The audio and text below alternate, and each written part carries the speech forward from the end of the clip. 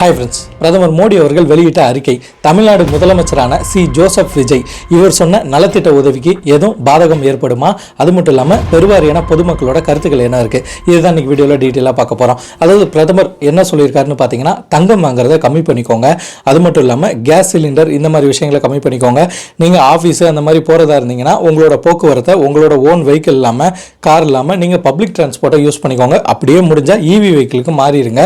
இதெல்லாம் ஏன் அவர் திடீர்னு சொல்றாருன்னா, அமெரிக்காவுக்கும் ஈரானுக்கும் போர் நடந்துட்டு இருக்கு. இந்த நேரத்தில் பார்த்தீங்கன்னா கடலுக்கு நடுவில் ஒரு குறுக்கு சந்து இருக்குங்க. அந்த குறுக்கு சந்து பேர் தான் ஸ்ட்ரெய்ட் ஆஃப் ஹார்மோன்ஸ்ன்றது. அந்த இடத்து வாயிலாக தான் கப்பல்கள் கடந்து வரணும்.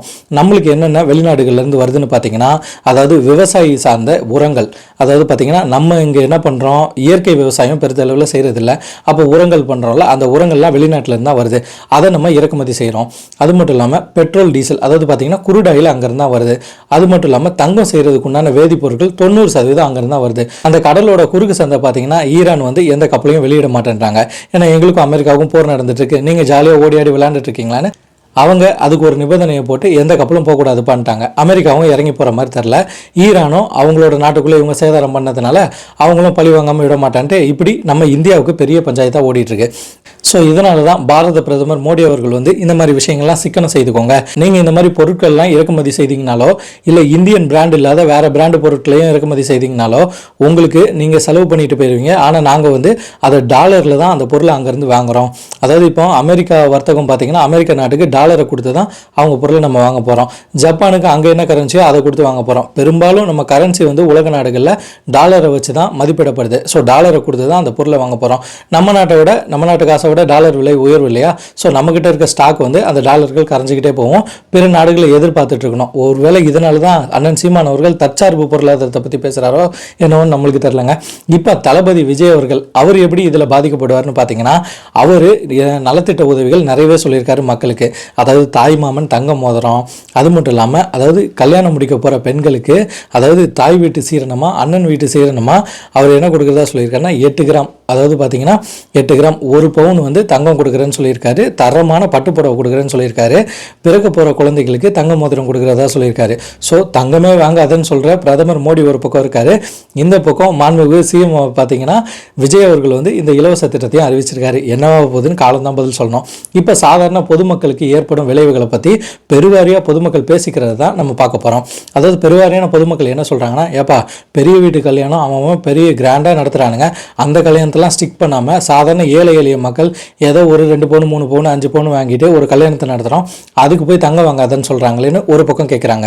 விவசாயிகள் என்ன சொல்கிறாங்கன்னா, இப்போ இயற்கை விவசாயம் எங்கெங்கே செய்கிறது, இயற்கை விவசாயத்தை நாடுனா அந்த பயிர் வளர்கிறதுக்கே ரொம்ப லேட் ஆகும். அதனால தான் நாங்கள் இந்த மாதிரி உரங்களை வாங்குகிறோம். அந்த உரங்கள்லாம் இம்போர்ட் ஆகுதா எக்ஸ்போர்ட் ஆகுதுன்னு எங்களுக்கு அதை பற்றியெல்லாம் தெரியாது. ஸோ இது நாங்கள் எப்படி நிறுத்துறது, விவசாயம் ஆல்ரெடி பாதிப்பில் இருக்குது. ஸோ இதே நிறுத்திட்டா சுத்தமாக போயிடும். இயற்கை விவசாயம் செய்கிறது ரொம்பவே கஷ்டம்னு நிறைய விவசாயிகள் சொல்லிக்கிட்டே வராங்க. அதுக்கப்புறம் சாதாரண வெகுஜன மக்களோட கருத்து எப்படி இருக்குன்னா, நாங்கள் எங்கள் மோட்டர் சைக்கிளில் ஜம்முன்னு போயிடுறோம், ஆஃபீஸ்க்கும் டைமில் ரீச் ஆகிடுறோம், அதுவே பெரிய கஷ்டமாக இருக்குது, டிராஃபிக்கில் ஓட்டிகிட்டு இருக்கோம்.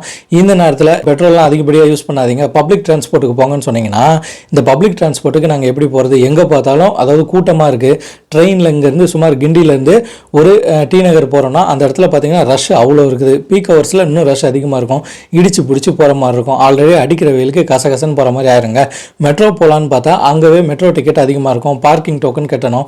மெட்ரோ போகிறதுக்கே நம்ம பைக்கில் பெட்ரோல் போட்டு தானே அவ்வளோ தூரம் போகணுன்ட்டு பெருவாரியான மக்களோட கருத்தாகவே இருக்குது. இன்னும் ஒரு படி மேலே போயிட்டு அதாவது சுற்றுலா போகிறதையும் வெளிநாடுகள் போகாதீங்கன்னு சொல்லிட்டாரு பிரதமர் மோடி அவர்கள். அதாவது குறைச்சிக்கோங்கன்னு சொல்லியிருக்காரு.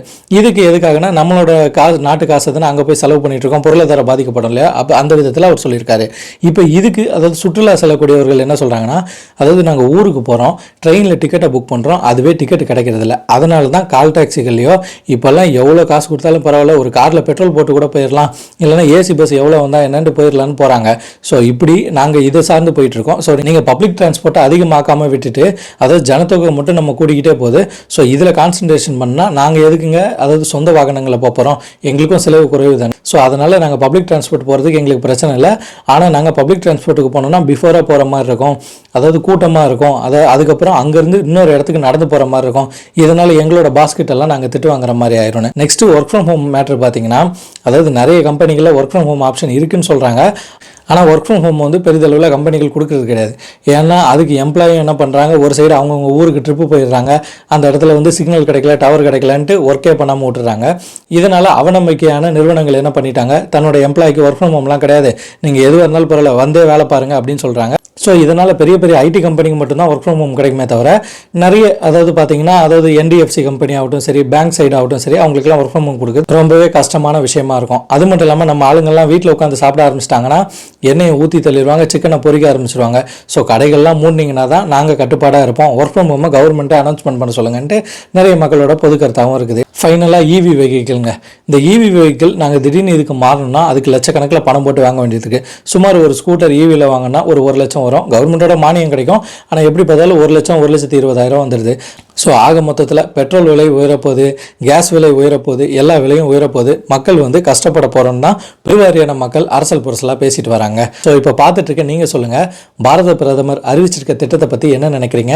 நீங்களும் நம்ம நாட்டோட சப்போர்ட்டுக்காக ப்ரைவேட் டிரான்ஸ்போர்ட்டுக்கு போக போகிறீங்களா? பெட்ரோலை குறைச்சி யூஸ் பண்ண போகிறீங்களா? தங்கம் வாங்குறதை கம்மி பண்ண போகிறீங்களா? எல்லாத்தையுமே நம்ம கமெண்ட் பாக்ஸில் போடுங்க. ஓகே நண்பர்களே, இதே போன்ற சமூகம் சார்ந்த செய்திகளை நம்ம சேனல் வாயிலாக தெரிந்து கொள்வதுக்கு இந்த மிதுன் ஸ்டோரி சேனலை சப்ஸ்கிரைப் பண்ணுங்கள், ஷேர் பண்ணுங்கள், லைக் பண்ணுங்கள். நீங்கள் பண்ணுற ஒவ்வொரு ஷேர், சப்ஸ்கிரிப்ஷன், லைக்கில் மட்டும்தான் எனக்கு அடுத்தடுத்த வீடியோ போஸ்ட் பண்ணுறதுக்கு உந்துதலாக இருக்குன்றதை என்றைக்குமே மறந்துடாதீங்க. நான் உங்கள் மிதுன், அடுத்த காணொளியில் சந்திப்போம். பாய்.